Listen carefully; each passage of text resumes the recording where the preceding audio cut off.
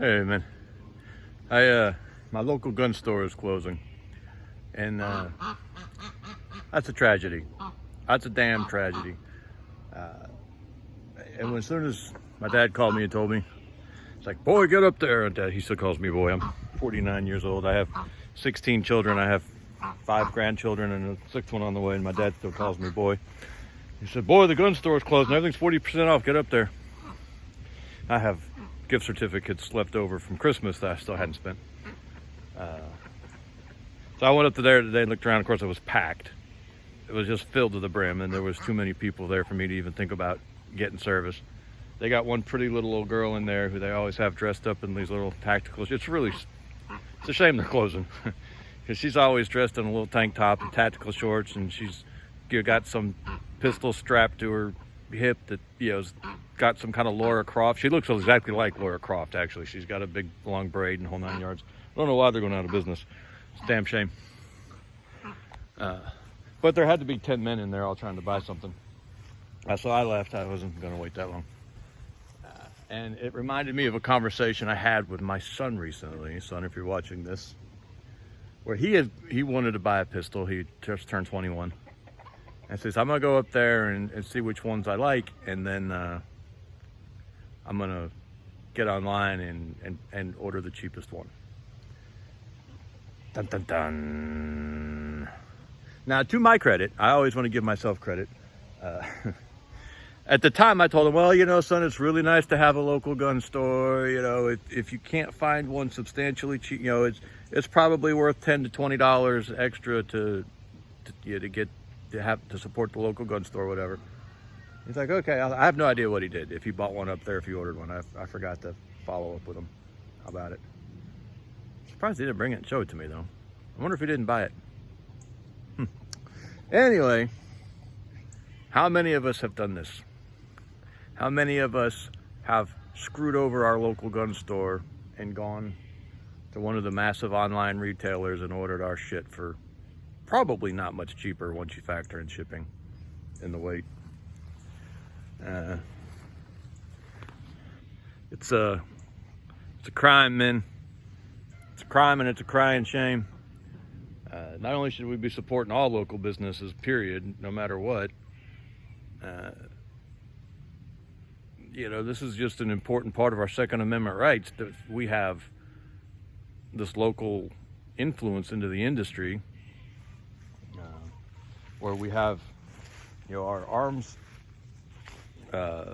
supply chain as close to us as possible, instead of these big retailers that can all be consolidated.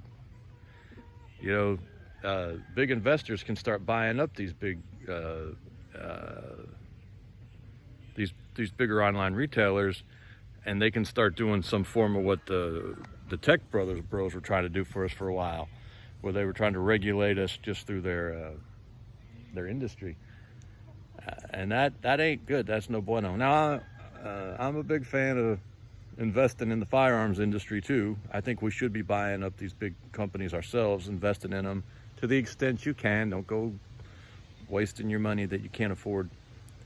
So that our voice should be being heard at every level of the firearms industry. Gun owners need to be shareholders in Ruger, because remember, now this was before Ruger was public. I think it was still private when the assault weapons ban went through, and Bill Ruger made a compromise. I still think he probably made a good compromise. I'm not normally a fan of compromise. He couldn't stop the assault weapons ban, and I think what he did is he protected a domestically made semi-automatic tactical rifle, and kept it in production. So it probably was a compromise worth making. But he still made a compromise, and not long after that, Smith & Wesson did the same thing. I don't know if some of y'all don't remember, Smith & Wesson made this big, huge deal with the Clinton administration, that they were gonna, I can't remember all the compromises they were gonna make, but the Clinton administration was gonna put them on this short list of companies that were allowed to sell firearms to federal law enforcement, and that firearms could be bought with federal dollars by police departments and everything. And they were gonna restrict civilian sales. I can't remember what the restrictions were, but they were pretty egregious at the time. There was a big brouhaha. I think Smith & Wesson actually kind of went out of business, and it was owned by an English company at the time, and they had to sell it. So these big corporations can absolutely cut our throats when we're not looking, man. We need to be supporting our local gun stores, and we need to be buying up shares judiciously when you can in some of these publicly traded companies, so that our voice is heard in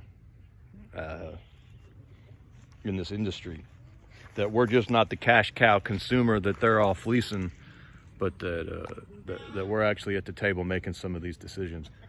So do me a favor, next time you need to go buy a little bit of CLP, go down to the local gun store and buy your CLP. If you got to order, a few boxes of ammunition, go down to the gun store and buy a few boxes of ammunition. That $3 or $4 a box you're gonna save ain't gonna kill you, and it might keep your local gun store in business. And that damn boy left the lid off the corn barrel, and them chickens are down in the corn barrel. And my guess is, in that 55-gallon drum of corn, there's probably 35 gallons of water at the bottom. I'm about to go have me a conversation with a boy. Anywho, and protect our rights. And if you gotta, look, I get it, money's tight. If you gotta order your gun online, go buy your holster local. Go buy your ammunition local. Find a way to spend some of those dollars. Buy your cleaning kit local. Some of this stuff that doesn't have these huge margins that are gonna kill you. That's a full bucket of barrel corn too, because the chicken's sticking out of the top of the barrel.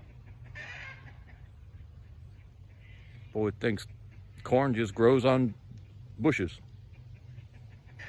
stalks. Anyway, let's support our local gun industry, man, because it is going to be a loss for our community. That was a really nice little gun store. And of course, Laura Croft was in there, and so it was always nice to go in and see Laura Croft. All right, man, we appreciate you. Have a good one.